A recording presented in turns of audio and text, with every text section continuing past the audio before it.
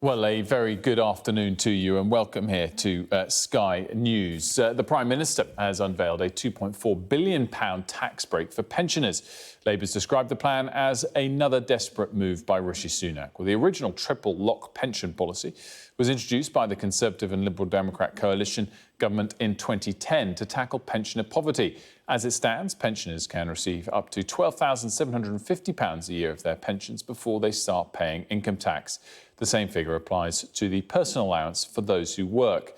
The new Triple Lock Plus policy would see the allowance rise in line with whichever is highest, average earnings, inflation or 2.5%, echoing the amount that state pensions increase already every year. The Conservatives say the tax cut will be worth around £100 for 8 million pensioners by next year and will be funded by tackling tax avoidance and evasion. Well, speaking at a campaign event in Stoke-on-Trent a little earlier, Rishi Sunak defended his plan for the country and criticised Labour for offering no alternative. We're going to keep putting bold actions on the table that I think are going to transform this country for the better. You saw that just over the last few days. Our plan, a new version of national service, so young people can get the skills, opportunities that they need, that we can foster a culture of service in our country to make our society more cohesive, so that we can strengthen our country's resilience and security for the long term. Right? That is a bold plan. What's the contrast? Keir Starmer gave another half-an-hour speech yesterday. Right? Can any of you name a single new idea that came out of that speech? A single bold thing that's going to change our country for the better? No, because he's taking the country for granted, assuming he can waltz into Downing Street without saying what he's going to do, without having the courage to tell you about his plans, right? And this is someone, if he was happy to abandon every single promise he made to become Labour leader once he got the job, what makes you think that he won't do exactly the same thing if he ever became Prime Minister? If he can't stand for anything himself, how can he stand up for all of you? Now, in contrast, we are prepared to take bold action. We do have a clear plan, and that is how we're going to deliver a secure future for you and your families. And I want to build a Britain where we can have a renewed sense of confidence in ourselves, in our communities, pride in our country. Let's cross to our political correspondent Rob Powell, who's with the Conservative campaign today, who's in that event an hour or so ago, is now on the bus, on the move once again. Rob, it's really interesting to sort of juxtapose the two big set-piece events from the two main parties today. Rachel Reeves's speech focused on big-picture ideas. It wasn't heavy on new policy, whereas the Prime Minister, particularly I felt in the Q&A there, tried to outline his pension pledge this morning, the national service pledge earlier this week. I guess the question to the people in the room there that you were at the event with is whether they're focusing sufficiently on that slight difference that the Prime Minister's trying to point towards, the specific policy pledges he's announcing, and whether they're landing or not. Yeah, it was interesting to look at the contrast between the two campaigns, Wilf. I think what you're sort of getting from the Prime Minister and the Conservatives at this stage is a kind of aggressive defence strategy almost. They're very clearly announcing policies that are targeted quite tightly at really the core Tory vote. You look earlier in this week, you had that national service announcement, a new model of national service for 18-year-olds. Actually, that was something that in the Q&A we had there, only about 5 questions from workers and 1 from the boss that went to Rishi Sunak. But 2 of them were about the national service announcement, and they were both pretty glowing in their reviews as well. One woman in there said that she thought her 2 sons would benefit from going on it. In a sort of fairly frank assessment, she said that she felt that her 2 sons were more brawn than brains and would probably have benefited from going on something like that. She also asked the Prime Minister if he'd consider expanding it to other groups, including people that had come out of prison. It wasn't something he ruled out. He said that there may be something in looking at expanding it to other groups as well.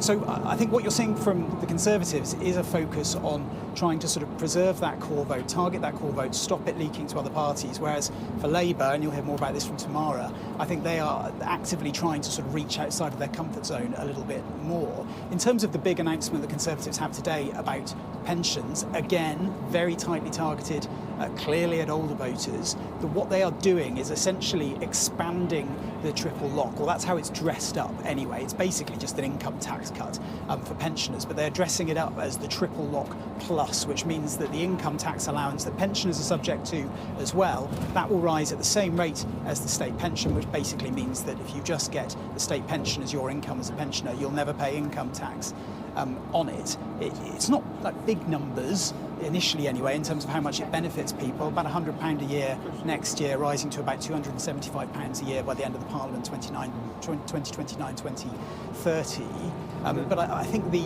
intention there is quite clear. It's a very political move. They want the question to be posed to Labour about whether they would mirror this, and if they don't, they'll say, look, Labour's coming to tax your pension. Clearly there's a criticism about generational fairness. You've just had 2 years where the triple lock, which is hugely expensive anyway, has pushed up pensions by almost 20%, and the tax allowance that workers are subject to, people of working age who are not pensioners, that will stay frozen for another 3 years. So again, very tightly targeted at a core group of voters. There will be questions about how it's being paid for as well. £2.5 billion by the end of the Parliament, paid for by cracking down on tax avoidance and tax evasion. So not necessarily sort of guaranteed revenue, but this pot of cash they seem to be dipping into for these policies. But I think, yeah, Rishi Sunak clearly trying to focus on the core vote and putting those messages out here in this crucial constituency. I mean, the idea of clamping down on tax evasion as a source of billions of pounds as well raises the question of why it hasn't been done already. Rob, I'm also interested in terms of, A, where you're going to next on today's campaign stop, and whether we'll expect more fellow Tory MPs to be involved. It was interesting to see Jonathan Gullis there quite warmly hosting that event with the Prime Minister, and the Prime Minister jokingly called him a fairly gobby MP who talked up often for the constituents who are in the room. But that's quite a different tone from Jonathan Gullis as well, one of the critics at times of the Prime Minister and the government, to see compared to the last couple of days where it hasn't seemed like the Prime Minister's bringing all of his troops along with him.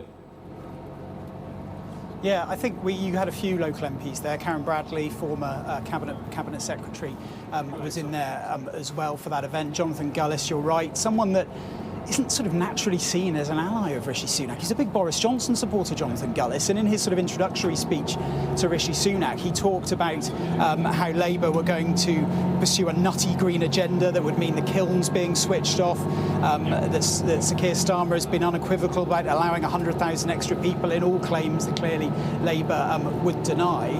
But I think talking to Jonathan Gullis at that visit, I think he believes that, yes, while there may be some sort of contrast there, actually the sort of the tone he takes and the messages he puts out there are ones that are received well on the doorstep in his constituency. And he says that some of the policies that are coming out nationally as well, like national service, are things that are being brought up as well. So he feels pretty chipper, and I think he feels like he's sort of tailoring his personal offer, if you like, to his own audience. It has to be said that Rishi Sunak, in the Q&A that took place with workers, it's the sort of format which I think the Prime Minister does better in. He's clearly across the detail of lots of different topics. You know, there was a question about technical education, and he was talking about teacher bursaries for people getting into STEM teaching subjects. He was talking about veterans issues as well, to a former veteran that was in the audience as well. So I think when he kind of gets in that situation where he is asked sort of policy questions, if you like, in what is, yes, a fairly controlled environment, I think it's maybe the sort of context he feels more comfortable in. But yeah, we're heading off now to Leicestershire, a separate constituency. We are expecting the other Tory MP for that area to meet Rishi Sunak there as well. So I think after yesterday and a sort of focus on the home counties, more traditional Tory areas, you are seeing the campaign reach out a little bit now into those more marginal seats that will ultimately decide who makes it into Downing Street come polling day +1.